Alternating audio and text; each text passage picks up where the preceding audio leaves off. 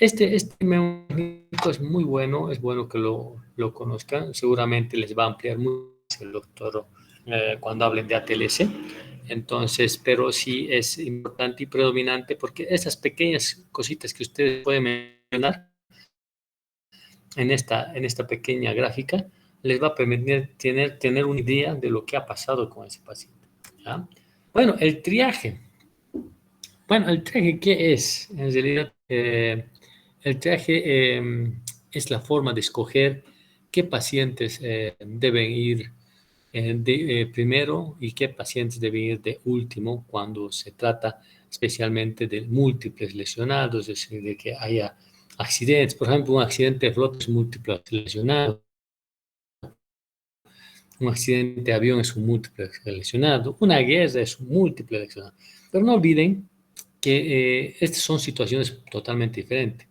Los desastres, los accidentes, etcétera, todos manejan de la siguiente manera. Los más lesionados van como prioridad, los menos lesionados van al último. En cambio, en estados de guerra, ¿qué les interesa en la guerra? Casi siempre recuperar al soldado para poder que vuelva nuevamente a pelear.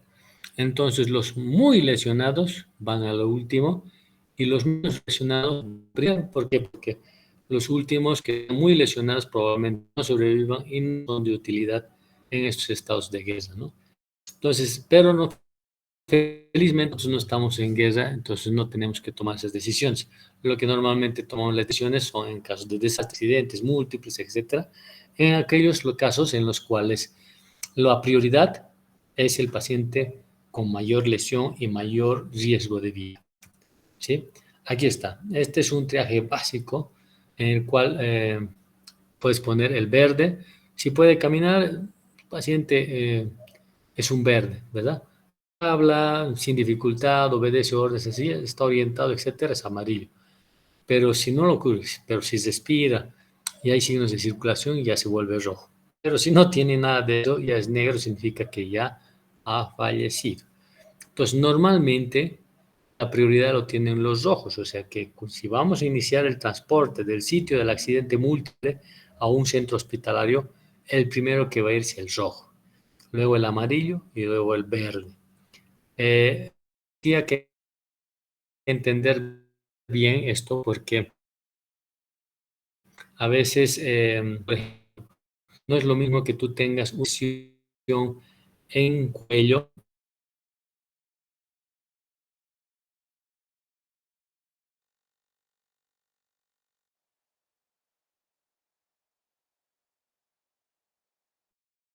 el del cuello va a ir primero y la basílica va a ir después. ¿Sí? Es bastante importante entender este aspecto. ¿Ya? Luego, dentro de lo que significa la distribución de la muerte en el trauma, la primera fase generalmente es el momento el exacto donde se ocurre el trauma, ¿verdad? Si viene un accidente de auto, por ejemplo, en la carretera, se chocaron de frente a más de 200 kilómetros por hora, ¿qué creen que ha pasado a ese paciente? No creo que haya sobrevivido, ¿verdad? Ya tiene múltiples lesiones y muere en el acto. Esa es la primera fase de la muerte. Normalmente se mueren ahí. La segunda fase es el tiempo que le llaman también la hora de oro, que es el tiempo más importante para poder que los rescatistas, los médicos en general, actúen en el elemento que se llama prehospitalario. Desde el momento del accidente hasta llegar al hospital pasan muchas cosas, empezando de cómo tienes que compensar, cómo tienes que diagnosticar, cómo puedes evitar que las lesiones sean mayores, cómo puedes transportarlo. Todas estas situaciones son importantes en la segunda fase y va a depender mucho de esta fase que lleguen al hospital. Y la tercera fase generalmente es cuando ya son lesiones que van a conducir a paciente posteriormente con lesiones después de la primera hora pueden fallecer, ¿no? Esas son las fases de trauma. Bueno, eh, eh, como dice aquí, es lo que bien hablado, el manejo adecuado del traumatizado en la escena depende de la identificación precoz de las lesiones y las decisiones que se tomen en ese momento, además de la historia detallada, lo que permite proceder con certeza en el 95% de los casos. Eso significa saber la amplia y saber si has encontrado alguna lesión y cómo transportarlo. Esa es tal vez la principal función en la atención del prehospitalario. Fíjense que dentro de lo que significa las lesiones hay muchas formas de lesión. Vamos a un poquito recordar. Por ejemplo, las accidentados en autos, en motos, etcétera, hay ciertos elementos, como es la precolisión. En la precolisión significa antes que te accidentes, ¿verdad? Donde están interviniendo alcoholes, drogas, enfermedades o estados mentales. Está loco y va y le choca a quien sea, ¿verdad? Esa es precolisión, o sea, los elementos antes de que ocurra el incidente. La colisión misma es el acto de lesión en caso de un accidente de tránsito. El impacto de un objeto, ya sea entre dos objetos móviles o un objeto móvil y un objeto fijo. Eso va a producir la lesión más importante en el paciente.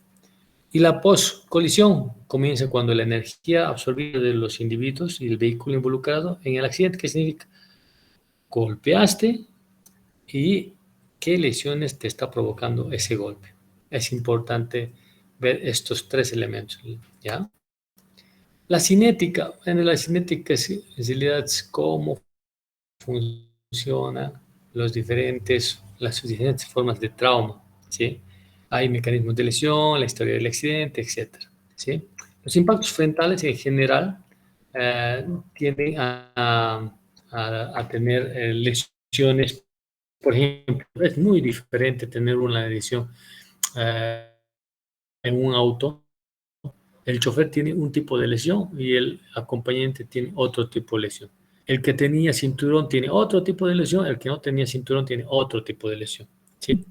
En general, sigue siendo que los elementos de seguridad de un auto deben ser usados, es el cinturón, etcétera, los airbags, etcétera.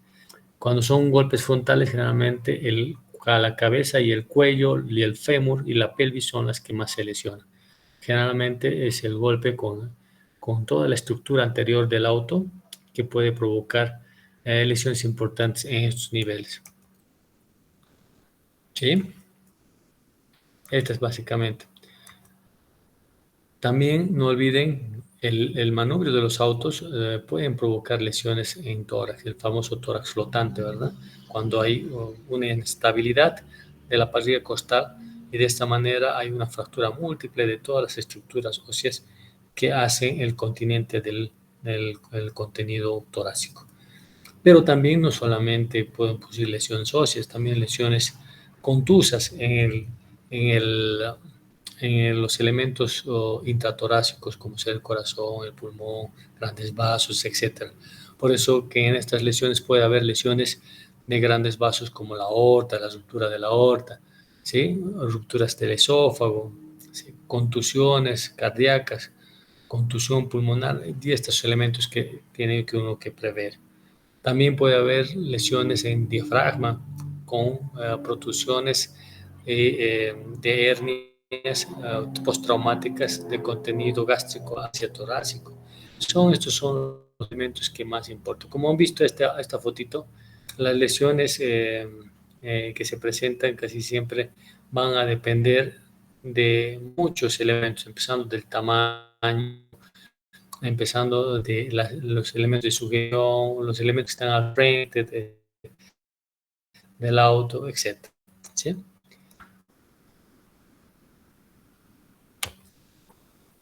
En cambio, los impactos laterales también hay impactos laterales en los autos, si usted sabe.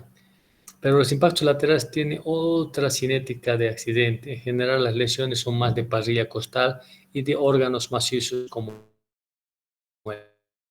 el vaso, etcétera, hombro.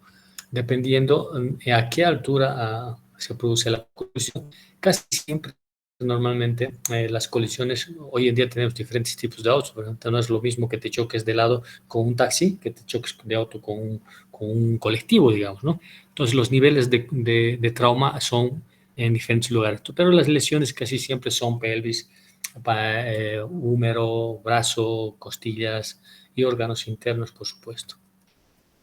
El volcamiento, tal vez eso sea lo más complejo de los accidentes de tránsito. El volcamiento con o sin expulsión del habitáculo. Eh, Todas las lesiones anteriores e incluso pueden ocurrir fallecimientos cuando esto ocurre. Si estás con un cinturón, etcétera, normalmente te quedas dentro del habitáculo, pero si no lo estás, a veces pueden salir por los impactos por las ventanas anteriores, posteriores, etcétera. Y al salir, eso significa que te estás poniendo en riesgo de que el mismo auto te atropelle, el otro auto te atropelle, golpees con alguna estructura más firme, etcétera.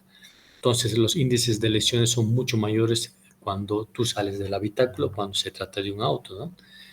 Las lesiones del cinturón de seguridad, por supuesto que todos los elementos de seguridad, empezando el cinturón de seguridad, no son inocuos. Pueden producir lesiones, pueden producir fracturas de clavícula, traumas abdominales, traumas torácicos. Depende mucho del grado de, de cinética, de la cinética, el movimiento y el de desaceleración que se produce cuando hay estos accidentes. También es importante entender, esas son lesiones por bolsas de aire, por si acaso, las bolsas de aire cuando revientan. Por eso, no sé si han visto ustedes en sus autos modernos, al lado del conductor, del pasajero, siempre en los parabrisas ponen un nombre, dice prohibido niños menos de 5 años. Cierta razón tendrán porque las lesiones de los airbags pueden producir lesiones severas en niños y deformidades. No olviden que los niños están en crecimiento y sus cartílagos están de esta misma manera. Entonces las lesiones son mucho más severas cuando golpean con los airbags en estos lugares, ¿no? Entonces, los airbags no son inocuos, pueden producir fracturas, lesiones, etcétera, igual que los cinturones. Por supuesto, dependiendo del uso de esto, disminuye mucho los grados de lesión que podrías tener. Motos, eso ustedes van a ver un montón en este tiempo, en los impactos de motocicletas, ¿sí? También va a depender si son anteriores, laterales, dónde se producen las lesiones. Si usted ve esta imagen de choque frontal, las lesiones no es que vuelan los motociclistas. El manubrio es un elemento importante de fractura, tanto de pelvis y fémur, pero no obstante, algunos osados motociclistas no usan cascos, entonces al ser expulsados en este tipo de accidentes pueden caer de cabeza, de cuello, teniendo lesiones de índole cervical y por supuesto teca.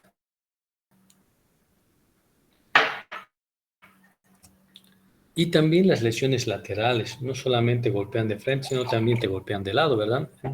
Yo siempre digo, las lesiones más inhabilitantes son las laterales en moto.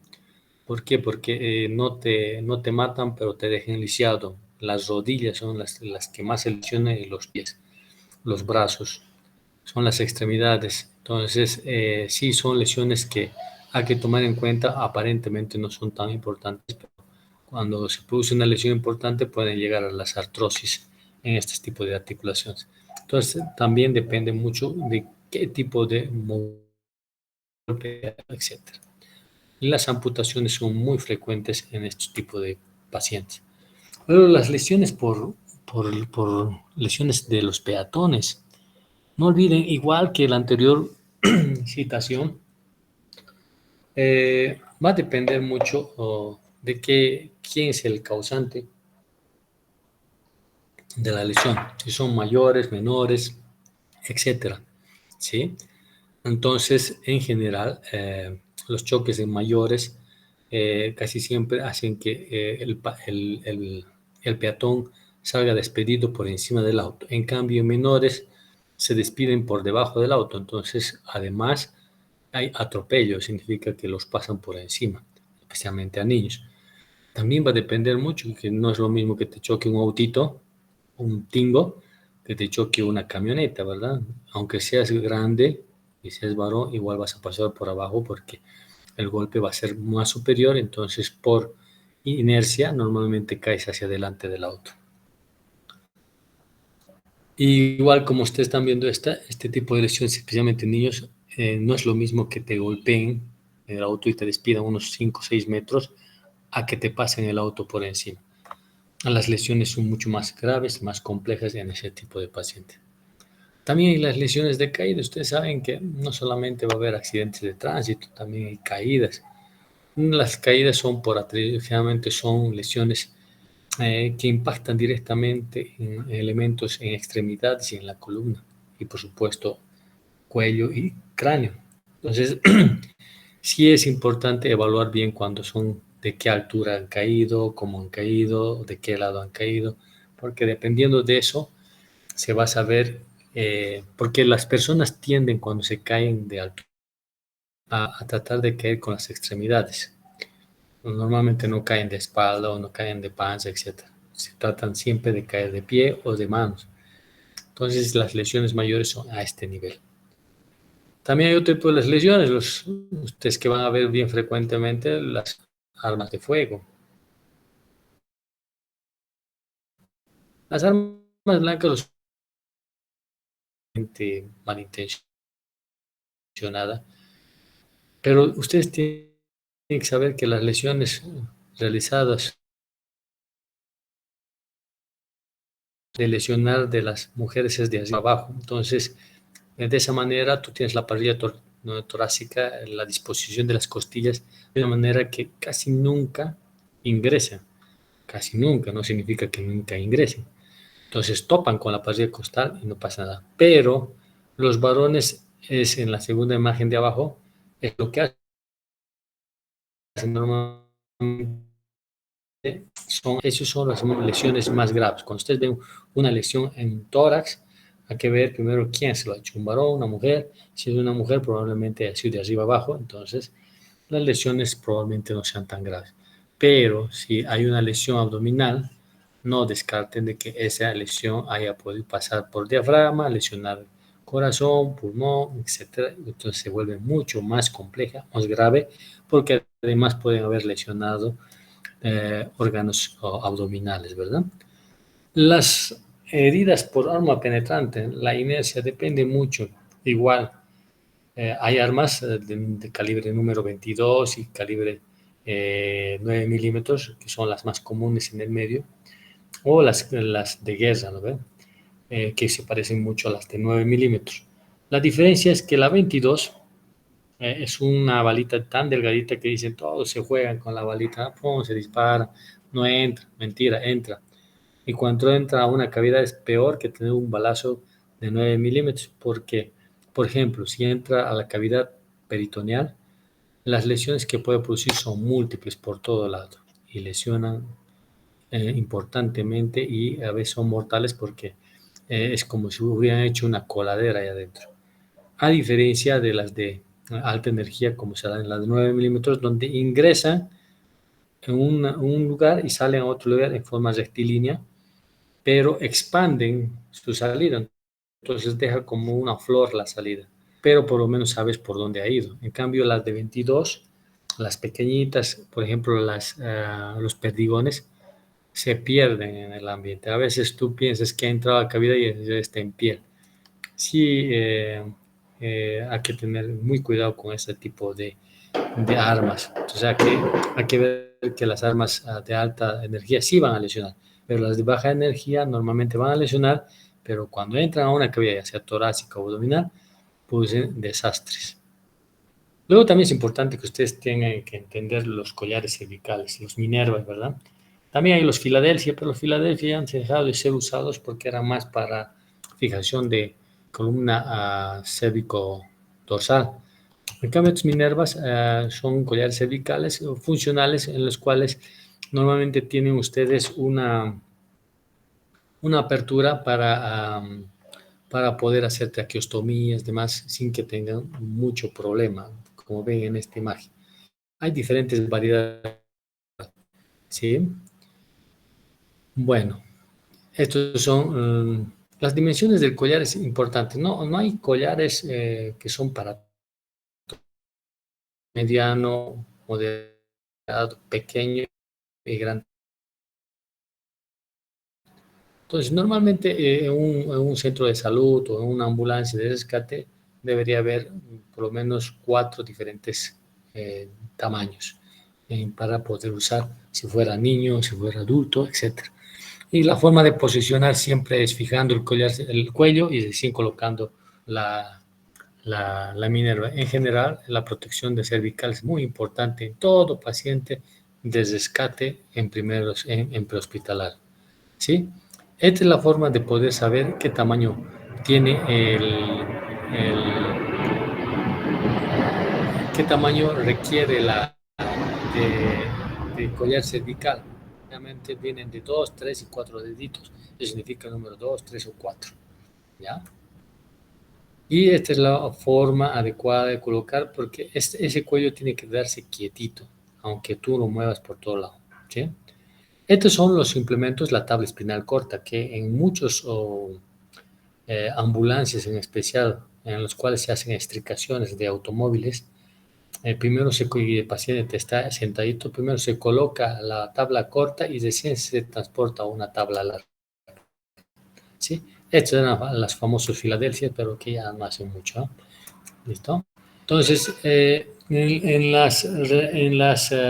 los elementos de transporte, no olviden, nunca solo una sola persona, tienen que ser más de dos.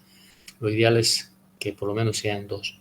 Entonces, normalmente uno siempre va a fijar la cabeza o sea, eso significa neutralizar los movimientos de la columna cervical para evitar movimientos. Si hubiera alguna lesión cervical, evitar las lesiones medulares que pueden causar esto. ¿Sí? No olviden que las lesiones de la apófisis torantoides cuando se fractura son cercenamiento y generalmente dejan cuadripléjicos a los pacientes. A veces uno no se da de cuenta de eso y al movilizarle sin querer queriendo pueden ocasionar este tipo de lesiones. Las extricaciones y rescate. Las extricaciones no es más que el retiro de lo que significa de los habitáculos de los autos, ¿verdad? Como son lesiones, pueden estar aplastados, etcétera. Hoy en día los autos son de carey, como decían en mi tierra, son de plastiquito, se aprisionan los pacientes. Entonces, para eso hay mecanismos para poder abrir los ambientes y lograr retirar al paciente. Como ven, la primera maniobra sigue siendo estabilizar la columna cervical cuando vas a hablar de transporte en este tipo de pacientes. ¿Sí? En este tipo de pacientes lo que vas a hacer es, y puedes poner el collar cervical posterior y luego inmovilizarlo y progresivamente entre 2 o 3 personas mover al paciente a una tabla rígida larga o colocar una tabla rígida corta. Como ven, esta es la imagen de esto. ¿Sí? Estas son las formas pueden usar y apoyarse generalmente en los respaldares y en las cabeceras de los asientos de los autos. ¿No? El collar cervical generalmente es colocado por otra persona que no esté sujetando la cabeza. Y como ustedes ven en esta imagen de abajo, perdón, en esta imagen de abajo están colocando incluso la tabla rígida corta, que es mucho más en estos pacientes que están sentados. Esta es la forma adecuada de colocación. Generalmente un personal está sujetando la cabeza y otro está instalando el collar cervical. Y posteriormente se inclina al paciente y se coloca a una tabla rígida, ¿no? Creo que este va a dar, ¿verdad? Ahí está. Este es un video de cómo, o sea, siempre es bueno, yo nunca cambio los logos porque son trabajos de este personal que hace estos videos. Entonces normalmente los pongo en extenso, no los pirateo, como dicen. Entonces normalmente esta es una forma de explicación. Si ustedes están viendo, la mejor forma sigue ponerse el personal en la parte posterior, ¿ya? Y el del anterior le ha puesto el collar cervical y ahora está instalándole la tabla rígida corta, ¿sí? Que esto permite la inmovilización tanto de la columna cervical como de la columna dorsal, ¿sí? Para lograr movilizarla al exterior donde se instalará en una tabla rígida larga. No olviden que los pacientes con tabla rígida corta tienen siempre muchos medios de sujeción. Es como hacerlo como una momia, ¿ya? Entonces, si ustedes están viendo, la tabla rígida corta tiene sujetadores, al igual que la tabla rígida larga. Entonces, la forma de sujeción es importante.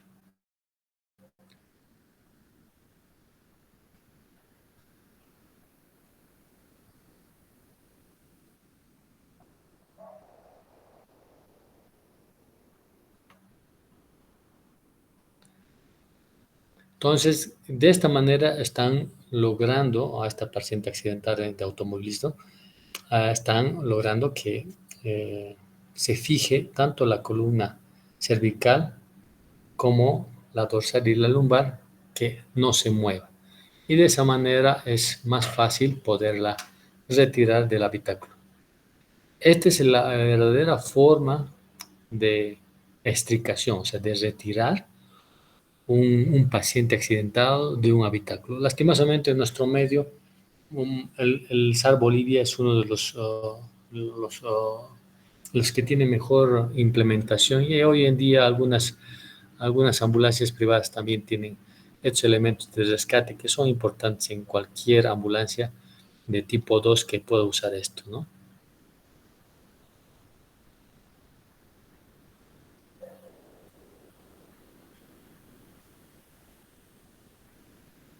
Entonces, de esa manera, fíjense cómo está girando a la paciente para retirarla del habitáculo. Entonces, retiran primero la cabeza y después deciden los pies. Y ahí están viendo una cuestioncita amarilla que es la tabla rígida larga, a la cual la van a colocar y también la van a fijar, que en realidad ese es el último medio de transporte más usado. En nuestro medio tenemos tablas rígidas largas, pero si ustedes se van a dar cuenta que los hospitales provinciales tienen estas tablas rígidas como esta que están viendo, sin medios de sujeción. Al no tener medios de sujeción es bien complicado. Por eso yo siempre les digo, cuando estén haciendo estas situaciones de recoger pacientes en tablas rígidas que no tengan sujeción, consíguense un scotch, ese scotch de embalaje. Y con ese scotch de embalaje ustedes pueden fijar muy bien a un paciente en su transporte. Otra forma de transporte es cómo movilizar cuando está caído en el piso. Esta es la forma ideal. Uno o dos en el cuerpo y uno siempre en la cabeza. La movilización siempre es en bloque. Eso es lo que casi siempre te van a aconsejar, ¿sí? Estos ya son improvisaciones que se pueden hacer, pero ya es más de primeros auxilios, pero en ocasiones tal vez los tengan que usar. Y las inmovilizaciones, por supuesto, no solamente van a tener ustedes lesiones en el transporte, pueden tener, digamos, una fractura expuesta de brazo. Tienes que hacer algo porque en el medio, a veces uno piensa, ¿no? Lo que tienes en el hospital lo tienes en la calle, no es cierto. Entonces tienes que ver qué puedes hacer para lograr estabilizar. Pero en las ambulancias tienen globos que se inflan, férulas inflables, etcétera, que se pueden usar para inmovilizar y poder transportar adecuadamente al paciente, ¿sí?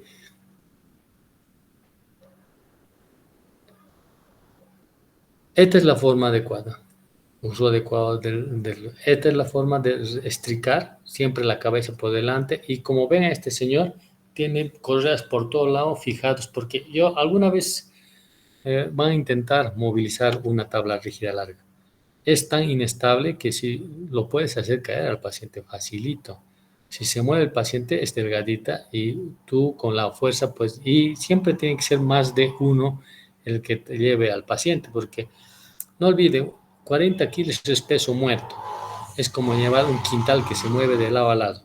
Entonces siempre es bueno llevar a la tabla rígida, por eso tiene hartas mancuernas para poder llevar entre varias personas. Esto es lo que hemos visto, más en forma gráfica, la extricación. Esto es cómo se hace cuando está en el piso, ¿sí?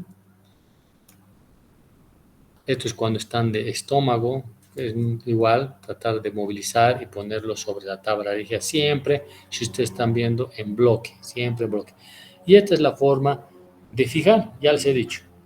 A veces algunas tablas rígidas en algunas ambulancias tienen la tabla rígida, pero no tienen elementos de sujeción. Entonces ustedes como buenos médicos tienen que tener su scotch. Y de esa manera, con el scotch pueden embalar al paciente tranquilamente y no van a tener ningún problema en la movilización y que se caiga. Bueno, chicos, esto es en cuanto a transporte. ¿Ya?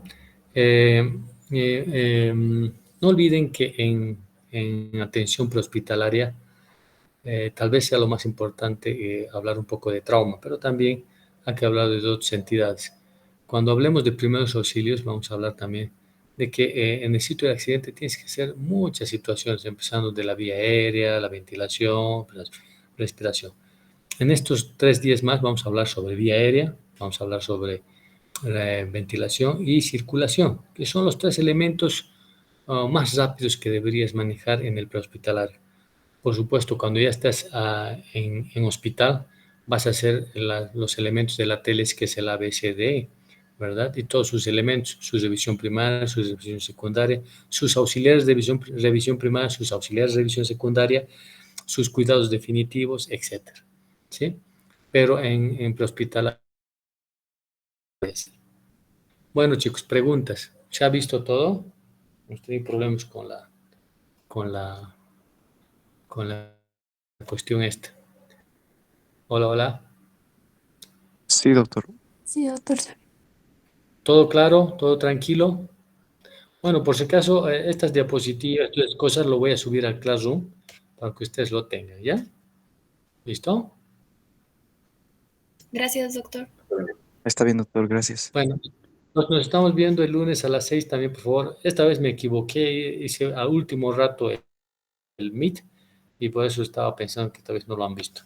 Ya, de todas maneras, el lunes lo hago temprano y ya lo pongo en el Classroom. Les agradezco por su atención. Nos estamos viendo el día lunes. Gracias, doctor. Hasta el lunes. Hasta luego, doctor. Hasta luego, Gracias. doctor, gracias. Hasta el lunes, chicos.